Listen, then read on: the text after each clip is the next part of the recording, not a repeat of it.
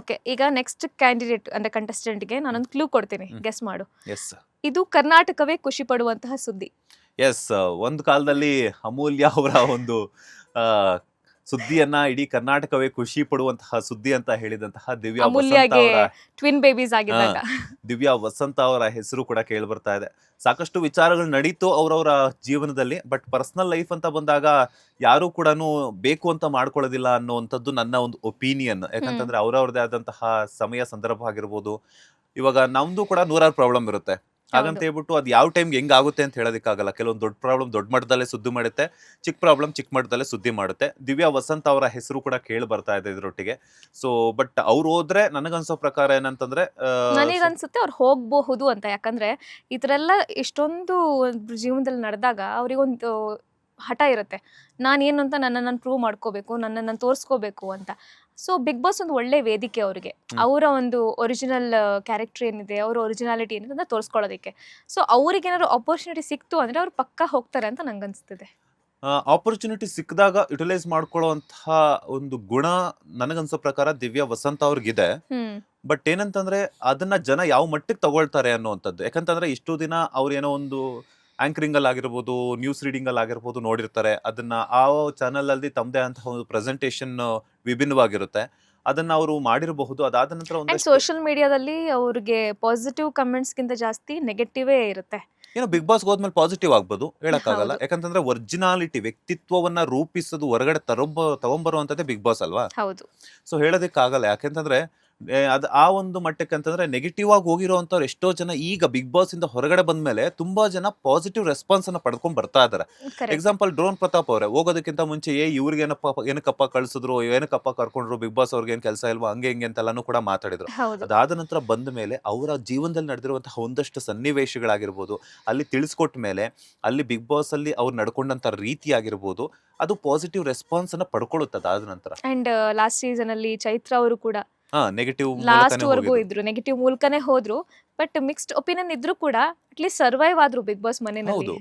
ಅಂದ್ರೆ ಏನಾಗುತ್ತೆ ಅಂತಂದ್ರೆ ಜನಕ್ಕೆ ಎಂಡ್ ಆಫ್ ದ ಡೇ ಬೇಕಾಗಿರುವಂತದ್ದು ಎಂಟರ್ಟೈನ್ಮೆಂಟ್. ಎಂಟರ್ಟೈನ್ಮೆಂಟ್. ಅದ್ರೊಟ್ಟಿಗೆ ಎಲ್ಲಾ ಕಂಟೆಸ್ಟೆಂಟ್ಸ್ ಹೋಗಿದ್ದಾರೆ ಅಂದ್ರೆ ಅವ್ರವ್ರ ಜೀವನದಲ್ಲಿ ಏನೇನ್ ನಡೆದಿದೆ ಅನ್ನುವಂಥದ್ದು ಬಿಗ್ ಬಾಸ್ ಮೂಲಕ ಗೊತ್ತಾಗುತ್ತೆ. ಹೌದು. ಅದರದೇ ಆದಂತಹ ಒಂದಿನ ಟಾಸ್ಕ್ ಅನ್ನ ಕೊಡ್ತಾರೆ, ಅವ್ರವ್ರ ಲೈಫಲ್ಲಿ ಏನ್ ನಡೆದಿದೆ ಅದನ್ನ ಶೇರ್ ಮಾಡ್ಕೊಳ್ಳುವಂತಹ ಅವಕಾಶವನ್ನ ಕೊಡ್ತಾರೆ. ಆಗ ಜನಕ್ಕೆ ಬಿಗ್ ಬಾಸ್ ಕಂಟೆಸ್ಟೆಂಟ್ ಅಲ್ಲಿ ಇರುವಂತಹ ಒರಿಜಿನಾಲಿಟಿ ಹೊರಗಡೆ ಬರುತ್ತೆ ಅಂತ ನನ್ನ ಒಂದು Yes. Opinion. Hmm. So next ಯಾರಿರ್ಬೋದು? ನೆಕ್ಸ್ಟ್ ನಂಗೆ ಅನ್ಸೋ ಪ್ರಕಾರ ಒಂದೆರಡು ವರ್ಷಗಳ ಹಿಂದೆ ಹ್ಮ್. ಈ ರ್ಯಾಪರ್ ಆಲ್ ಓಕೆ ಅವ್ರದ್ದು ಒಂದು ಹ್ಮ್. ಕಾಂಟ್ರವರ್ಸಿ ಆಗಿತ್ತು. ಹ್ಮ್. ಸೊ ಈಗ ಅದನ್ನೆಲ್ಲ ಸೈಡಿಗಿಟ್ಟು ಅವ್ರು ತಮ್ಮದೇ ಒಂದು ಫೀಲ್ಡಲ್ಲಿ ಬ್ಯುಸಿ ಆಗಿದ್ದಾರೆ. ಸೊ ಅವ್ರು ಹೋಗ್ಬೋದು ಅಂತ ಅನಿಸ್ತಿದೆ. ಆಲೋಕ್ ಅವರು ಲೈಕ್ ಏನಂತಂದ್ರೆ ರ್ಯಾಪರ್ ಆಗಿ ಈಗಾಗಲೇ ಸಾಕಷ್ಟು ಹಾಡುಗಳನ್ನ ಹಾಡಿರುವಂತವ್ರು. ಸಾಕಷ್ಟು ಹಾಡುಗಳ ಮೂಲಕ ಅರ್ಥಗರ್ಭಿತವಂತಹ ಸಾಲುಗಳನ್ನ ಕೊಟ್ಟಿದ್ದಾರೆ. ರ್ಯಾಪ್ ಆದ್ರೂ ಕೂಡ ಅದ್ರಲ್ಲೊಂದು ಮೀನಿಂಗ್ಫುಲ್ ಆಗಿರುವಂತ ಹಾಡುಗಳನ್ನ ಹೌದು. ಹಾಡಿದ್ದಾರೆ. ಅದರಲ್ಲಿ ಕರ್ನಾಟಕ ಜನತೆಗಾಗಿರ್ಬೋದು, ಈಗಿನ ಯಂಗ್ಸ್ಟರ್ಸ್ಗೆ ಒಂದು Correct. ಮೋಟಿವೇಶನಲ್ ಕೊಡುವಂತಹ ಒಂದು ಸಿಂಗರ್ ಅಂತಂದ್ರೆ ತಪ್ಪಾಗಲ್ಲ. ಯಾಕಂತಂದ್ರೆ ಅಷ್ಟು ಚೆನ್ನಾಗಿ ಒಂದು ಅರ್ಥವನ್ನ ಹೊಂದಿರುವಂತಹ ಅರ್ಥಗರ್ಭಿತವಾಗಿ. ಇರುವಂತಹ ಸಾಲುಗಳನ್ನ ಯೂಸ್ ಹ್ಮ್. ಮಾಡ್ಕೊಂಡು ರ್ಯಾಪರ್ ಆಗಿ ಒಂದು ಮಾಡಿರುವಂತದ್ದು. ನನ್ಗನ್ಸಿರೋ ಪ್ರಕಾರ ಹೋಗ್ಬಹುದು, ಹೋಗ್ದೇನು ಇರ್ಬೋದು. But end of the day ಆಲೋಕೆ ಅವ್ರಿಗೆ ಬಿಟ್ಟಿರುವಂತ ಚಾನ್ಸ್ ಇದು. ಎಸ್. ಅಂಡ್ ಚಂದನ್ ಶೆಟ್ಟಿ ಕೂಡ ರ್ಯಾಪರ್ ಆಗಿದ್ದವರು, ಹೋಗಿ ವಿನ್ನರ್ ಕೂಡ ಆಗಿದ್ದಾರೆ. ಹೌದು, ಹೇಳಕ್ಕಾಗಲ್ಲ.